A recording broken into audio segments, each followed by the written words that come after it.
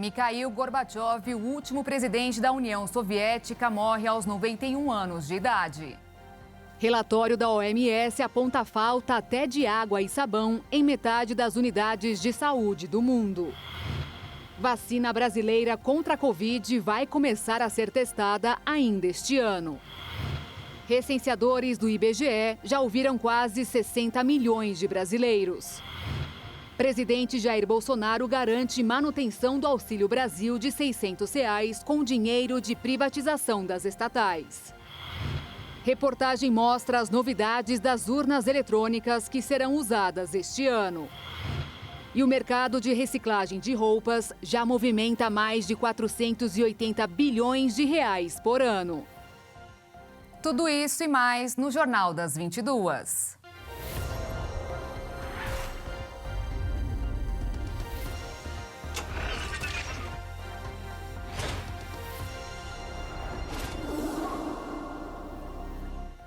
Olá, boa noite.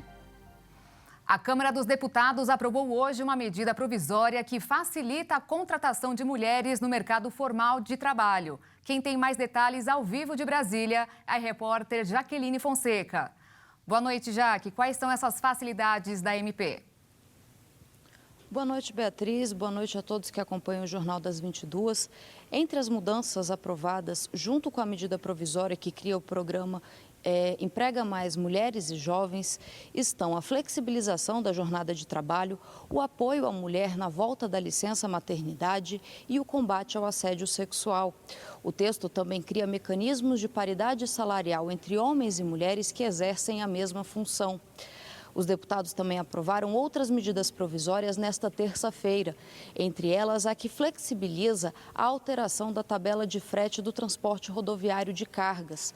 Com a aprovação deste texto, a Agência Nacional de Transporte Terrestre, a ANTT, vai poder editar a tabela de frete sempre que o preço do óleo diesel variar em 5%. Antes, essa variação era de 10%.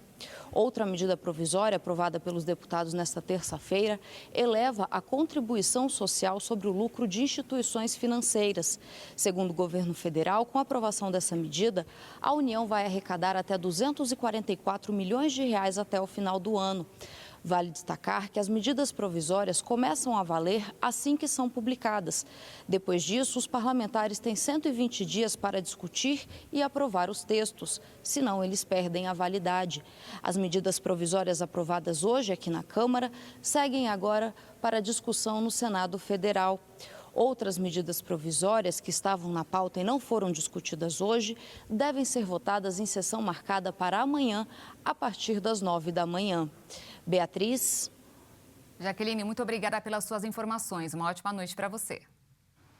Uma nova vacina contra a Covid-19 desenvolvida no Brasil pode começar a ser testada em humanos ainda este ano. O imunizante apresentou bons resultados nos estudos com animais que foram divulgados neste mês na revista Nature. Os cientistas já receberam autorização da Comissão Nacional de Ética em Pesquisa para dar início ao ensaio clínico e aguardam agora o sinal verde da Agência Nacional de Vigilância Sanitária para desenvolver a formulação vacinal. O grupo fundiu duas diferentes proteínas do SARS-CoV-2, a N do núcleo capsídeo, estrutura que abriga o material genético do vírus, e uma porção da S, espícula ou spike, usada pelo patógeno para se ligar à célula humana e invadi-la. A molécula quimérica resultante recebeu o nome de SPIN. A estratégia teve o objetivo de induzir no organismo a chamada resposta imune celular, ou seja, a produção de células de defesa especializadas em reconhecer e matar o novo coronavírus. Em tese, esse tipo de proteção permaneceria eficaz, mesmo diante do surgimento de novas variantes. E ainda falando sobre vacina, mais de 11 milhões de crianças de até 5 anos no Brasil ainda não tomaram contra a poliomielite. Mas médicos fazem alerta para os riscos da volta da paralisia infantil diante dos diagnósticos confirmados em países como Estados Unidos e Israel. Faltam menos de 2 semanas para o fim da campanha nacional contra a poliomielite. Até hoje foram atingidos somente 22,1% do público-alvo, de acordo com o Ministério da Saúde, o que corresponde a 3.174.000 crianças. A expectativa era atingir uma cobertura igual ou maior que 95%.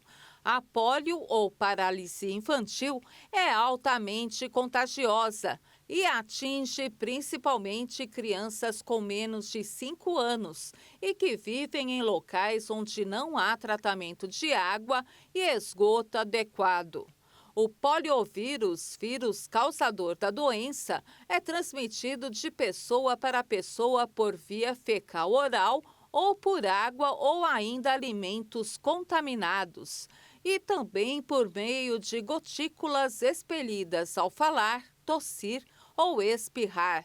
O vírus ataca o intestino, mas pode chegar ao sistema nervoso e provocar paralisia irreversível nas pernas e demais membros, e também dos músculos respiratórios, o que pode levar à morte. A polio não tem cura, apenas prevenção, que é oferecida pelo SUS através de um esquema vacinal com 3 doses iniciais, distribuídas para os bebês aos 2, 4 e 6 meses de vida.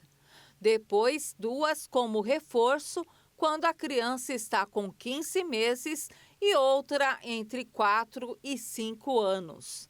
Há também vacina injetável indicada para pessoas de até 19 anos ou para situações especiais, como indivíduos imunocomprometidos. Para especialistas, entre os motivos para a baixa procura estão a pandemia, dificuldades dos pais de levarem os filhos aos postos de saúde e a falta de percepção do risco da doença. A força-tarefa de vacinação vai até dia 9 de setembro, mas é possível vacinar nos postos de saúde após essa data. A Organização Mundial da Saúde acredita que os casos de varíola dos macacos estão retrocedendo na Europa. A área que inclui o continente, a Rússia e os países da Ásia Central concentram mais de 1/3 das infecções no mundo. A Organização Mundial da Saúde está otimista com a situação. O continente é o mais afetado desde que a doença saiu da África e começou a se espalhar pelo mundo. There are encouraging early signs, as evidenced in France, Germany. Há sinais encorajadores mostrados na França, Alemanha, Portugal, Espanha, Reino Unido e outros países de que a epidemia pode estar diminuindo. Para avançar na eliminação na nossa região, precisamos intensificar nossos esforços. Ainda acreditamos que podemos eliminar a transmissão sustentada de humano para humano na região, se nos comprometermos com isso e usarmos os recursos necessários para este fim. Nos 53 países que compõem a região da OMS Europa, que inclui a Rússia e países da Ásia Central, mais de 22 mil casos de varíola foram registrados em 43 países, representando mais de 1/3 dos casos em todo o mundo. Na semana passada, a OMS relatou um declínio de 21% em novos casos em todo o mundo, após 4 semanas sucessivas de aumentos. A falta de serviços básicos de higiene, como água e sabão ou álcool gel, afeta metade das unidades de saúde em todo o mundo, deixando cerca de 3 bilhões e 850 milhões de pessoas vulneráveis, infecções e doenças. O relatório da Organização Mundial da Saúde e do Fundo das Nações Unidas para a Infância mostra pela primeira vez um panorama global sobre serviços de higiene. A OMS defende o fortalecimento dos serviços de água, saneamento e higiene nas unidades de saúde desde o compromisso firmado com os países na Assembleia Mundial de Saúde em 2019. Esse novo levantamento mostrou pontos críticos de hospitais e centros de saúde em 40 países diferentes, que juntos representam 35% da população mundial, revelando uma estimativa global mais clara e alarmante da higiene nas unidades de saúde do mundo todo. De todos os ambientes analisados, 68% mostraram ter instalações de higiene e 65% equipamento para lavagem das mãos com água e sabão nos banheiros. Mas apenas metade deles contavam com os 2 recursos, que são requisitos básicos de higiene estabelecidos pela OMS. O mais preocupante é que 1 a cada 11 estabelecimentos de saúde em todo o mundo não tem nenhum dos 2. Segundo a Unicef, fica inviável oferecer serviços de saúde à população, sendo que nem mesmo os profissionais das áreas têm recursos para desempenhar um bom trabalho. Segundo o órgão, todos os anos, cerca de 670 mil recém-nascidos perdem a vida por conta da precarização do serviço de saúde. A pesquisa também indicou que a distribuição de instalações de higiene e saneamento é desigual entre as diferentes regiões do mundo e classe social. Os países africanos, por exemplo, possuem índices abaixo do ideal em relação aos serviços de higiene. Apenas 1/3 de todas as unidades de saúde tem instalações para lavagem das mãos com água e sabão nos banheiros. Em uma soma total, apenas 53% dos países menos desenvolvidos têm acesso local a uma fonte de água segura. Esse número chega a 90% no continente asiático. Um outro problema evidente é a falta de limpeza dos ambientes, além da pouca separação e descarte dos resíduos hospitalares, que podem levar à contaminação por doenças. E depois do intervalo, você vai ver, presidente Jair Bolsonaro garante manutenção do Auxílio Brasil de R$ 600 com dinheiro de privatização das estatais. E ainda, recenseadores do IBGE já ouviram quase 60 milhões de brasileiros.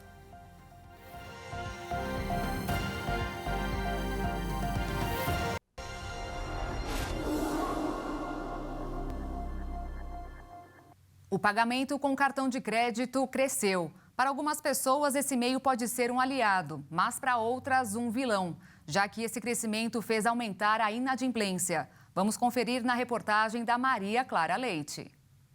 Pontos, milhas, prêmios. Quem usa o cartão de crédito tem lá suas vantagens. Mas se não paga a conta em dia, o prejuízo é garantido. E não é pouco, não. Em junho, o juro do rotativo do cartão chegou a 370,4% ao ano, segundo informações divulgadas pelo Banco Central. E existem algumas razões para isso, como explicam os economistas. Primeiro, a taxa de juros básica da economia brasileira ela já vem subindo há algum tempo, né? Vale lembrar que em junho do ano passado, a taxa Selic estava em 4,25% ao ano, e agora em junho deste ano, que são esses últimos dados do Banco Central, né, estava em 13,25%. Então subiu aí a taxa básica em 9%. Só por conta disso, naturalmente, todas as demais taxas de operações de crédito vão subir. Ainda mais no caso de operações de risco. Quem vende para você não tem certeza se vai receber o valor vendido. E esse risco é assumido pela empresa de cartão de crédito. Então, normalmente, uma forma de você não estimular a falta de pagamento é cobrar um juro muito elevado, que é exatamente o risco que eu estou tomando por vender para você sem nenhuma garantia, sem nenhuma contrapartida. Esse risco se confirma pelos registros de inadimplência. Só para você ter uma ideia, a taxa de inadimplência com cartão de crédito saiu de 27,7% do total de crédito para hoje 40% do total de crédito, ou seja, das operações de cartão de crédito estão em atraso, estão inadimplentes. Então, isso faz com que as operadoras de cartão de crédito embutem no preço final, que é a taxa de juros, né, esse relativo prejuízo que eles têm com o não pagamento das faturas. O rotativo do cartão deveria ser uma modalidade de crédito emergencial, acessada apenas em momentos de dificuldades. Mas não é bem isso que acontece. Mesmo com uma das maiores taxas de juros, segundo o Banco Central, as transações por cartão de crédito cresceram um pouco mais de 50% em 12 meses, até junho de 2022. E isso, segundo os especialistas, se dá pela facilidade de conquistar esse tipo de cartão em bancos, financeiras ou até no varejo. E não exatamente por ostentação, mas muitas vezes por necessidade. Principalmente porque as pessoas enxergam isso como uma extensão da renda e não por um instrumento de compra que pode ser utilizado de forma esporadicamente. Apesar de ser o meio de pagamento mais acessível para quem quer parcelar uma compra ou até esticar o salário até o final do mês, o cartão de crédito pode ser uma armadilha na vida financeira do trabalhador. Portanto, quem usa precisa ter muita consciência dessa dívida. Sempre com aquele compromisso de pagar a dívida total o mais rápido possível, né? De preferência dentro daqueles 30 dias que a gente recebe de crédito. Ou no menor prazo possível, ou se não for possível pagar, contratar uma outra modalidade de empréstimo que tem um juro mais baixo para deixar o cartão de crédito em dia. Né? Você troca uma dívida cara por uma um pouco mais barata. Né? Essa é uma estratégia para que, caso você não consiga pagar o cartão de crédito, você também não deixe se formar uma bola de neve. O presidente Jair Bolsonaro afirmou que o valor do Auxílio Brasil continuará sendo de R$ 600 em 2023. Segundo Bolsonaro, os recursos para arcar com os custos do benefício virão da venda das estatais. E ainda, segundo o presidente Jair Bolsonaro, ele editou hoje uma medida provisória que impõe limites aos recursos do Fundo Nacional de Desenvolvimento Científico e Tecnológico. A verba é fonte principal para a inovação no Brasil. O presidente derrubou a proibição antes prevista em lei de bloqueio de verbas do fundo e criou limites para a aplicação dos recursos. A medida provisória neste ano estabelece que a aplicação dos recursos do fundo ligado à ciência, tecnologia e educação em despesas reembolsáveis e não reembolsáveis deve observar o teto de R$ 5 bilhões e 555 milhões de reais, com percentuais definidos para os próximos 4 anos, chegando ao uso de 100% dos valores somente em 2027. No ano passado, a lei complementar sancionada impedia a alocação orçamentária dos valores. Os trabalhadores que têm saldo no Fundo de Garantia poderão solicitar o saque extraordinário de R$ 1.000 até o próximo dia 15 de dezembro. O pedido deve ser feito pelo aplicativo do FGTS, disponível para celulares. De acordo com a Caixa, até o início do mês, havia cerca de R$ 9 bilhões e 200 milhões de reais à disposição para saques. No mercado financeiro desta terça-feira, depois da divulgação de dados dos Estados Unidos, que fizeram aumentar as apostas de novas altas de juros no país, o dólar fechou em alta de 1,59%, sendo vendido a R$ 5,11. E a Bolsa de Valores fechou em queda de 1,68%, com 110.430 pontos. A confiança do mercado subiu em agosto e atingiu o maior patamar em um ano. A melhora nas expectativas influenciou no resultado.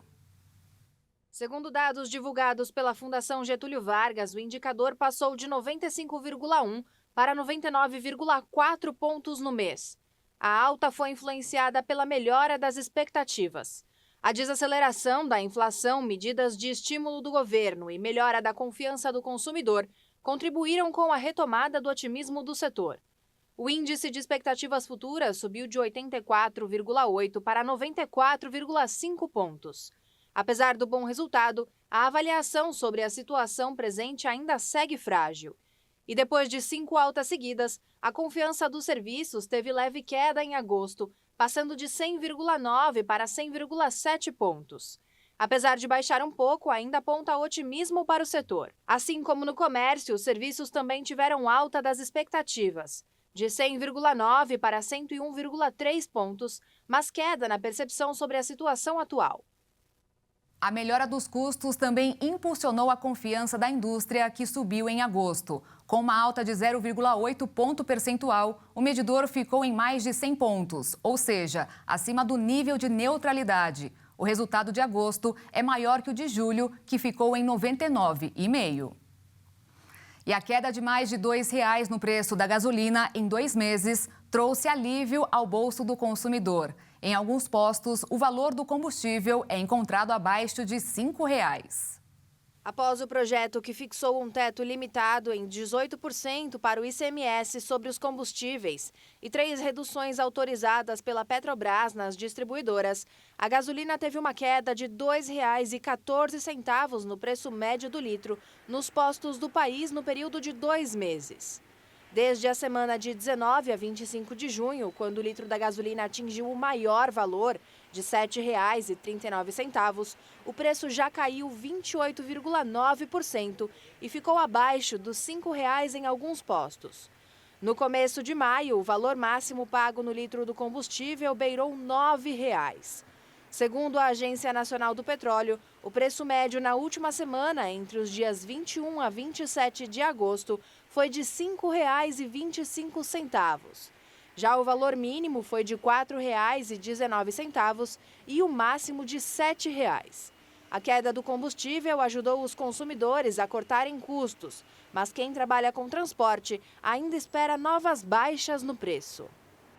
A inflação na Alemanha também não está dando trégua aos consumidores. Subiu mais uma vez e fechou agosto em 8,8% na comparação com agosto do ano passado. É o maior índice dos últimos 50 anos. Os preços da energia foram os maiores vilões, com alta de 35,5%. As empresas aéreas transportaram em julho quase 8 milhões de passageiros no mercado doméstico, quase 11% a menos do que no mesmo período do primeiro ano da pandemia, em 2020. Os números são esperançosos para o reaquecimento do setor. Apesar da queda, a ANAC destacou que esse foi o maior volume para o mês dos últimos 3 anos, sinalizando a continuação da retomada no setor. Na comparação com o mesmo período do ano passado, o número foi cerca de 30% maior. Alguns outros aspectos, como a demanda por voos, ocupação de aeronaves e volume de correio pago, também apresentaram queda na comparação com o mesmo período pré-pandemia. Embora tenha apresentado uma redução, o transporte de correios pago foi o principal destaque do mercado internacional no mês de julho. Com mais de 82 mil toneladas transportadas, o segmento cresceu 23% em relação aos resultados apurados em 2019. Mas o ponto principal é que, mesmo em queda, os dados demonstram um crescimento e uma recuperação constante do departamento. Essa retomada é vista em outros parâmetros, como uma porcentagem do transporte de carga, que aumentou em 10,4%. No lado internacional, foram cerca de 1.500.000 visitantes, o maior volume registrado em 29 meses. O IBGE divulgou hoje um balanço parcial do censo que está sendo realizado este ano. Mais informações direto de Brasília com a repórter Jaqueline Fonseca. Em 30 dias de pesquisa, quase 60 mil pessoas responderam ao censo. 20.290 casas foram visitadas. A maioria delas na região Nordeste, 35% no Sudeste, 11% no Sul, 9% no Norte e 6% no Centro-Oeste. O estado mais adiantado na coleta de dados é o Rio Grande do Norte, onde mais da metade do trabalho já foi concluído. São Paulo e Roraima têm os menores percentuais de setores trabalhados. Entre os povos tradicionais, já foram contados 450.140 indígenas e 386.750 quilombolas. É a primeira vez na história do país que o censo conta a população quilombola. Parte da população tem se recusado a responder o censo. A recusa ocorreu em 2,3% dos domicílios. O IBGE acredita que até o fim da coleta de dados, as pessoas tomarão consciência e receberão os recenseadores. O censo é fundamental para contar e conhecer a população brasileira a fundo. Além disso, os dados coletados servem para a construção de políticas públicas. Os dados parciais do censo foram divulgados nesta terça-feira. O IBGE também informou que continua contratando recenseadores em todos os estados brasileiros. Alguns profissionais que começaram a coleta de dados desistiram do trabalho. No Mato Grosso, por exemplo, quase metade das vagas ainda precisam ser preenchidas. Os recenseadores estão sempre uniformizados e podem ser identificados pelo crachá com QR Code e colete do IBGE. E veja depois do intervalo, o último líder da União Soviética, Mikhail Gorbachev, morre aos 91 anos de idade. E depois, uma reportagem mostra as novidades das urnas eletrônicas de votação.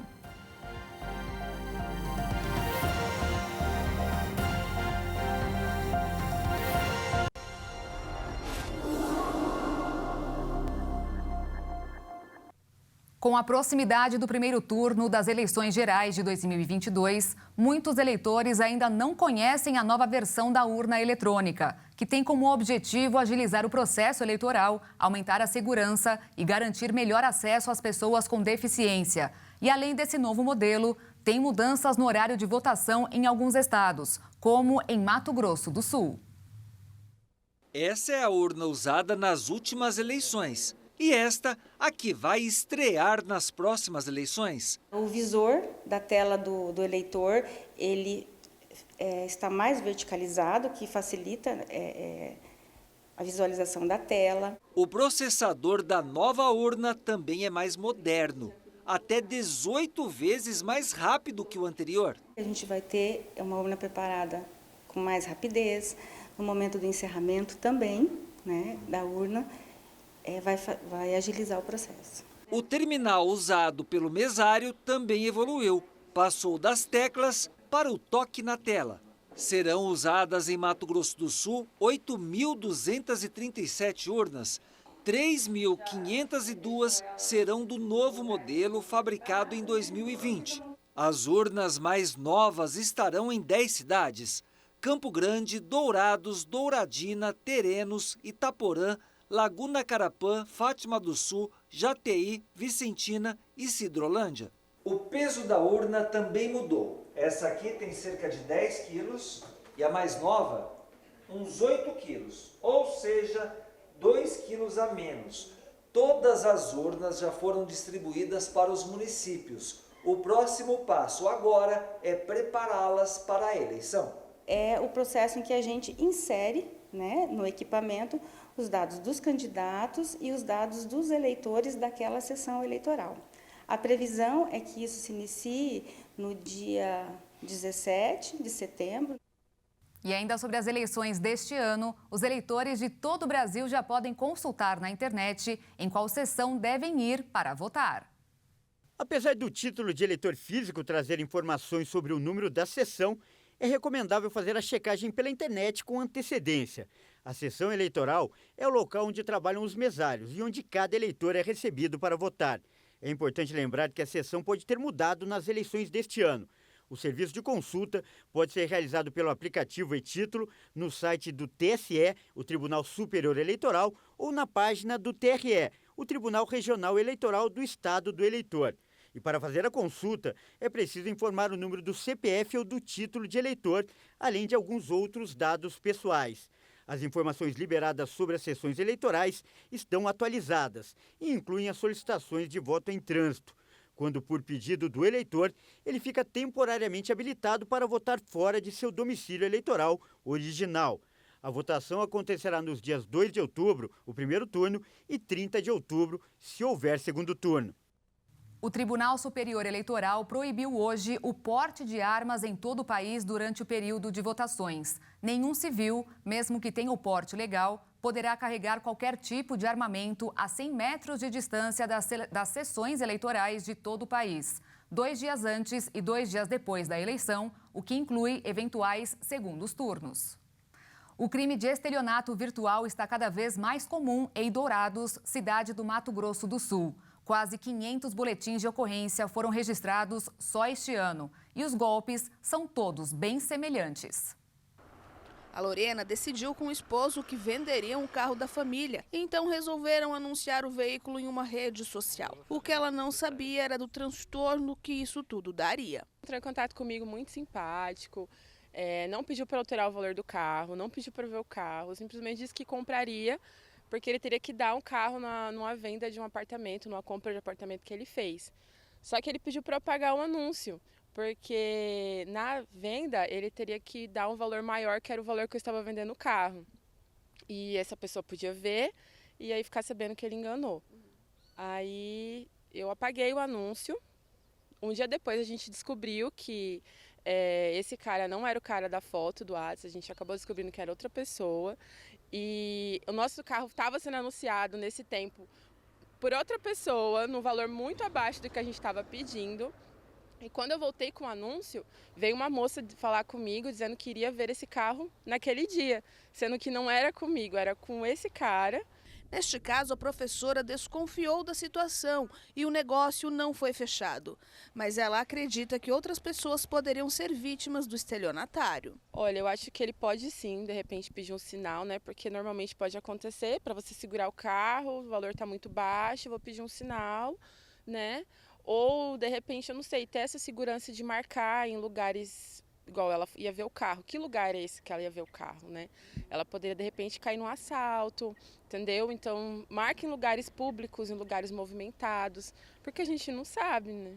E esse tipo de crime cresce cada vez mais aqui em Dourados. Foram registrados, do começo do ano até agora, aqui no município, pelo menos 500 boletins de ocorrência de fraudes eletrônicas, crimes virtuais e estelionato. A venda falsa de veículos em redes sociais ou sites de compra e venda está entre os principais crimes praticados no universo virtual. Porém, a atenção deve ser redobrada quando o assunto é transação online. Verificar a procedência do vendedor, verificar se o veículo existe de fato, então ter um contato com o vendedor, nunca fazer nenhum tipo de transferência sem ter visto o veículo, sem ter tido o contato com o vendedor, sem... de fato, verificar se aquele veículo tem registro nos órgãos de trânsito, né, se tem procedência, e jamais efetuar nenhum tipo de transferência com o objetivo de segurar a venda. Isso não existe. Tá? Se algum vendedor solicitar transferência, valor para segurar a venda, não faça. Não existe isso. Não tem que se fazer isso. Como eu disse, a não ser que você tenha tido o primeiro contato, tenha visto o veículo e tenha verificado a procedência já. Antes de ver o veículo, jamais fazer nenhum tipo de transferência. Ainda de acordo com o delegado, toda e qualquer situação referente a estelionato deve sim ser reportada à polícia. É de extrema importância, principalmente quando a pessoa já foi vítima, já perdeu o valor, até porque a gente vai iniciar sim uma investigação. As pessoas talvez pensem que esses crimes não têm solução, mas posso garantir que nós temos diversas investigações sendo conduzidas de estelionato virtual e sim, a gente chega na autoria em determinados casos. É uma investigação sim difícil de ser realizada. Esses estelionatos eles estão cada vez mais se profissionalizando, né, nessa prática de crime, mas também nós buscamos nos especializar, né, para combater esse tipo de delito. Morreu na tarde desta terça-feira, aos 91 anos, o último líder da União Soviética, Mikhail Gorbachev. O político ficou conhecido por encerrar a Guerra Fria sem violência. Gorbachev se formou em Direito na Universidade de Moscou em 1955 e estendeu a formação acadêmica em 1967, quando completou o curso de Economia Agrícola por meio de um curso por correspondência. Ao se tornar secretário-geral do Partido Comunista Soviético em 1985, com 54 anos, ele se propôs a revitalizar o sistema introduzindo liberdades políticas e econômicas limitadas, mas suas reformas saíram do controle. Durante o período, o último presidente soviético forjou acordos de redução de armas com os Estados Unidos e parcerias com potências ocidentais para remover a cortina de ferro que dividia a Europa desde a Segunda Guerra Mundial e trazer a reunificação da Alemanha. Quando os protestos pró-democracia varreram as nações do bloco soviético da Europa Oriental comunista em 1989, ele se absteve de usar a força, ao contrário de líderes anteriores do Kremlin que enviaram tanques para esmagar revoltas na Hungria em 1956 e na Tchecoslováquia em 1968. Gorbachev lutou em vão para evitar o colapso da União Soviética. Sua política de liberdade de expressão permitiu críticas anteriormente impensáveis ao partido e ao Estado soviético, mas também encorajou os nacionalistas que começaram a pressionar pela independência nas repúblicas bálticas da Letônia, Lituânia, Estônia e também de outros países da região. Muitos russos nunca perdoaram Gorbachev pela turbulência que suas reformas desencadearam, considerando a queda subsequente em seus padrões de vida um preço alto de massa a pagar pela democracia. Gorbachev já sofria com problemas de saúde desde 2013. A causa da morte não foi anunciada. Após 6 meses de conflito, as tropas ucranianas iniciaram uma contraofensiva para retomar o território invadido pela Rússia no sul do país. Enquanto isso, a equipe da ONU prepara uma inspeção da maior usina da Europa, em Zaporísia. Equipados por armas vindas do Ocidente, o exército ucraniano afirma ter rompido as linhas de defesa da Rússia em Kherson. Uma cidade de mais de 300 mil habitantes que foi uma das primeiras a serem ocupadas pelas tropas russas no início da guerra há 6 meses. O presidente da Ucrânia, Volodymyr Zelensky, falou em tom desafiador. Ele disse que os soldados russos que queiram sobreviver devem fugir agora. Mas o Kremlin diz que a tentativa da Ucrânia fracassou e que o inimigo está perdendo muitos soldados nesta batalha. Enquanto isso, os inspetores da ONU foram recebidos por Zelensky na capital Kiev e aguardam um sinal verde para seguir para a usina nuclear de Zaporísia. A missão deles é garantir a segurança das instalações nucleares ameaçadas por bombardeios. Queremos que a missão da Agência Internacional de Energia Atômica encontre um caminho através de nossos serviços especiais e corredores de segurança para chegar à estação e fazer o máximo para evitar um desastre nuclear sem precedentes. Chegou hoje no norte da África o primeiro navio do Programa de Combate à Fome da ONU vindo da Ucrânia. Ele carrega mais de 20 mil toneladas de trigo. A região sofre com a seca e milhões de pessoas dependem de ajuda humanitária para sobreviver. A russa Gazprom reduziu o fornecimento de gás para a França por conta de problemas no contrato. Em um comunicado, a Engie informou que o fornecimento de gás já tinha sido drasticamente reduzido depois da invasão da Ucrânia e passou para apenas 1,5 terawatt-hora por mês. A principal fornecedora de gás na França afirmou que o valor deve ser considerado no contexto de um fornecimento atual total à Europa de mais de 400 terawatts-hora. O grupo disse que adotou medidas para atender os clientes mesmo em caso de interrupção do fluxo da Gazprom. No final de julho, a Engie anunciou que reduziu consideravelmente a exposição financeira e física ao gás russo, que já não representava mais de cerca de 4% do abastecimento. Na quinta-feira, as reservas de gás na França superaram o nível de 90% da capacidade para o inverno e o país deve alcançar até 100% até novembro. A França depende da energia nuclear para gerar a maior parte da eletricidade, mas o gás representa 20% do consumo total de energia destinado à calefação, cozinha e finalidades industriais. E daqui a pouco, inflação de aluguel caiu em agosto. E ainda, mercado de reciclagem de roupas já movimenta mais de 480 bilhões de reais por ano.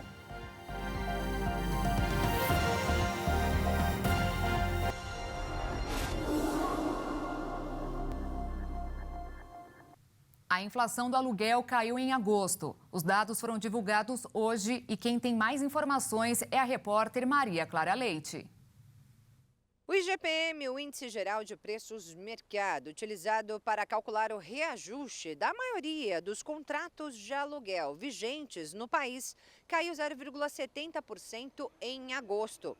Essa é a primeira taxa negativa desde setembro do ano passado. No ano, o índice acumula alta de 7,63%. E em 12 meses, é possível dizer que a inflação do aluguel desacelerou a 8,59%, enquanto no mês passado a alta acumulada era de 10,08% em 12 meses. Segundo a FGV, o recuo de agosto foi influenciado pela recente redução do ICMS sobre combustíveis e energia e pela queda nos preços nas refinarias. além da desaceleração no grupo alimentação, de 1,47% em julho para 0,44% em agosto. A gente lembra aqui que o IGPM é composto pela ponderação de 3 índices, que são o IPA, o Índice de Preços ao Produtor Amplo, o IPC, o Índice de Preços ao Consumidor, e o INCC, que é o Índice Nacional de Custo da Construção. Para o cálculo do índice de agosto, a FGV comparou os preços coletados entre o dia 21 de julho e 20 de agosto com os preços analisados entre 21 de junho a 20 de julho de 2022. O ministro da Infraestrutura, Marcelo Sampaio, foi a Mato Grosso do Sul para inaugurar a pavimentação da BR-419 e autorizar a privatização de 3 rodovias federais. Em tudo indica que a única rodovia federal já privatizada no estado, a BR-163, vai continuar sendo operada pela CCR-MS Via. O ministro Marcelo Sampaio chegou para a reunião com o governador depois de agenda de entrega do último trecho do macroanel rodoviário de Campo Grande, que fica entre as saídas de Rochedinho e Cuiabá. Em reunião com Reinaldo Azambuja, ele assinou o termo de delegação, passando a concessão das BRs 158 e 436 para Mato Grosso do Sul por 30 anos.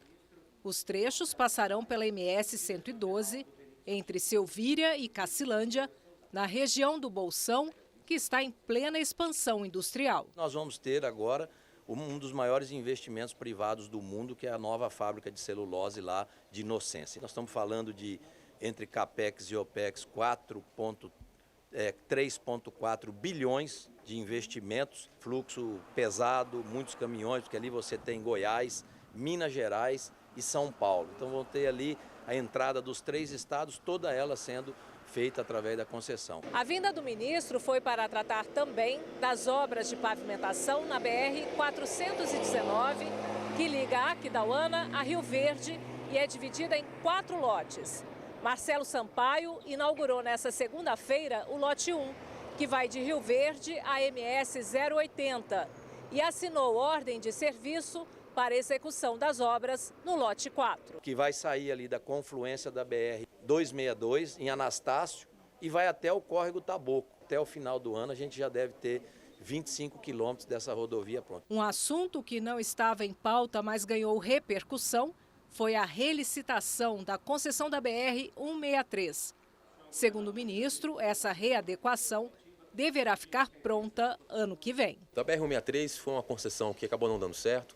Governos anteriores criaram um modelo de concessão que se mostrou danoso. Um modelo onde no dia do leilão você incentivava a redução da tarifa de pedágio. Parece bom no primeiro momento, mas de fato isso acaba comprometendo o fluxo de caixa da concessionária e ela não consegue honrar com os compromissos do contrato. Outra coisa que também foi colocado foi a obrigação da duplicação de todo o trecho em apenas 5 anos, sem levar em consideração o gatilho da demanda pela duplicação em si. Então nós ajustamos o modelo, estamos trazendo novamente então para a relicitação a BR-163 de forma amigável com a concessionária, aqui a CCR. Isso permite que a CCR possa manter a manutenção dessa rodovia em dia. Reciclar roupas tem crescido cada vez mais e não faltam motivos para as indústrias entrarem na moda, já que só no ano passado, reciclagem movimentou 96 bilhões de dólares, o que pela cotação atual significa uma receita de mais de 490 bilhões de reais. E tudo indica que essa roda não vai parar de girar. Nada melhor do que abrir um site, ver diversas peças de roupas que se enquadram no seu estilo e comprar. Muitos jovens, principalmente, têm aumentado de forma considerável esse estilo de consumo de roupas e acessórios, muito pela facilidade em adquirir as peças. Mas poucos imaginam o que há por trás de tudo isso. De acordo com a ONU, a indústria da moda é responsável por entre 2% e 8% das emissões globais de carbono, com grande impacto sobre o clima. Nos últimos anos, grandes empresas do mundo da moda têm faturado bilhões com um novo padrão de produção e consumo, no qual os produtos são fabricados, consumidos e descartados de uma forma mais rápida, a tão conhecida Ultra Fast Fashion. De acordo com a revista Forbes, as roupas do Ultra Fast Fashion hoje são utilizadas menos de 5 vezes e geram 400% mais emissões de carbono do que roupas de marca Slow Fashion, peças que são usadas ao menos 50 vezes. Segundo os especialistas, o principal problema disso tudo é a velocidade da produção, do consumo e o destino das roupas. Porém, aparentemente, esse modelo é rentável para as empresas, já que a receita do mercado global de vestuário foi calculada em cerca de 1 trilhão e 500 bilhões de dólares em 2021, e a previsão é de que aumente para aproximadamente 2 trilhões de dólares até 2026. E isso deve-se por conta de um consumo desenfreado, impulsionado por um marketing agressivo entre os jovens. O que tende a aumentar ainda mais com o novo modelo Ultra Fast Fashion, já que o volume da produção de roupas praticamente dobrou nos últimos 15 anos deste século. Dessa forma, é super importante manter o consumo consciente, comprar apenas o necessário e não impulsionar ainda mais esse modelo problemático. O craque da seleção da França, Paul Pogba, foi vítima de um assalto nos últimos meses. Segundo a imprensa francesa, o jogador ficou sob a mira de armas e teve que pagar um valor equivalente a R$500 mil aos bandidos para ser liberto. As informações que ganharam destaque em todos os jornais franceses contaram que o jogador foi surpreendido por 2 homens encapuzados, armados com uma espingarda e um fuzil M16, após deixar um treino da seleção em Paris e ir visitar amigos de infância em um apartamento no bairro de Roy-Saint-Brie, localizado a 30 quilômetros da capital. Os assaltantes queriam 13 milhões de euros, cerca de 65 milhões e meio de reais, para não fazer nada contra Pogba. Um terceiro homem, identificado como Babacar, foi chamado ao local e pagou a quantia de 100 mil euros para libertar o jogador. O caso aconteceu no mês de março. Nos últimos dias, Pogba disse estar sofrendo ameaças de morte e tentativas de extorsão por parte de uma quadrilha que, segundo o jogador, é liderada por seu irmão mais velho, Mathias Pogba. As ameaças incluem mensagens nas redes sociais e até mesmo uma denúncia de um suposto serviço contratado pelo jogador da Juventus para prejudicar seu companheiro de seleção, Kylian Mbappé, do Paris Saint-Germain.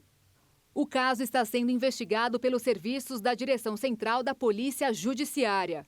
Após a revelação desse episódio, o técnico da seleção francesa, Didier Deschamps, estuda não convocar Pogba para a Copa do Mundo do Catar. Os advogados do jogador emitiram uma nota oficial dizendo que as recentes declarações do irmão de Paul Pogba nas redes sociais não são uma surpresa e se juntam às ameaças e tentativas de extorsão contra o jogador. E antes de encerrar o Jornal das 22 de hoje, mais uma informação sobre violência. A polícia da cidade de Pereira Barreto, no interior de São Paulo, continua na busca de um criminoso que está rendendo muitos acessos nas redes sociais. Ele roubou a comida de um aposentado. Depois de estacionar o carro na frente de um restaurante, o contador Eulo Quirino não percebeu que um vira-lata rondava o local, como se nada estivesse acontecendo. O cheiro devia estar bom, e como o que não falta a um animal como esse é o faro, ele esperou apenas o homem se afastar para seguir a pista de onde estava o objeto do seu desejo.